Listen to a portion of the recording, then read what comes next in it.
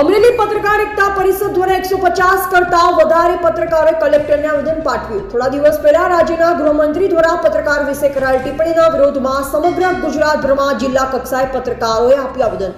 અમરેલી પત્રકાર એકતા પરિષદ જિલ્લાના તમામ તાલુકાઓમાંથી કલેક્ટરને આવેદન આપવામાં આવ્યું। સમગ્ર વાત કરવામાં આવે તો ગૃહમંત્રી હર્ષ સંઘવી દ્વારા એક સભા દરમિયાન પત્રકારો વિશે ટિપ્પણી કરી કે પત્રકારો તોડબાજ હોય છે, તેમજ પત્રકારો વિશે કરી ખોટી ટિપ્પણીઓ બાબતે સમગ્ર ગુજરાતભરમાં બાબતે પડઘા પડ્યા। નિવેદન આપતા નેતાઓને સૂચના આપવામાં આવે તેવા હેતુથી આજે રાજ્યભરમાં પત્રકાર એકતા પરિષદ દ્વારા જિલ્લા કક્ષાએ તમામ તાલુકાઓના હોદ્દેદારો હાજર રહી જિલ્લા કલેક્ટરને આવેદનપત્ર પાઠવ્યું અને રાજકીય નેતાઓ દ્વારા પત્રકારોની આવી છેલ્લી કક્ષાની ભાષા વાપરવામાં આવતી હોવાથી પત્રકાર જગતમાં નારાજગી જોવા મળી। ફરી ક્યારે આ પ્રકારની નીચલી કક્ષાની રાજનીતિ કરવા માટે પત્રકારોને નીચા દેખાડવામાં ન આવે તે માટે રાજ્યભરમાં જિલ્લા કક્ષાએ આવેદન પાઠવી પત્રકારોની આ વાત સરકાર સુધી પહોંચે તેવી જિલ્લા કલેક્ટરોને રજૂઆત કરવામાં આવી। અમરેલી પત્રકાર એકતા પરિષદ જિલ્લા પ્રમુખ સુરેશભાઈ દેસાઈએ વધુમાં જણાવ્યું કે વારંવાર પત્રકારો વિશે થતી આવી ટિપ્પણીને રોકવામાં આવે અને દુનિયાને ગણાતી ચોથી જાગીરને આમ રોડ પર બદનામ કરવામાં ન આવે।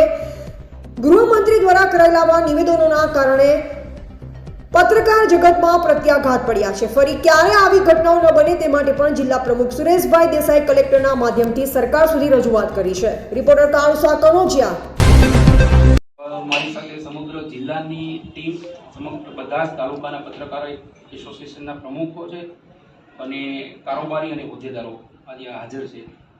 અમારો બધા પત્રકારોનો એવો આપ સાહેબને નમ્ર વિનંતી છે કે અમારો અવાજ છે એ તંત્ર સુધી પહોંચાડો।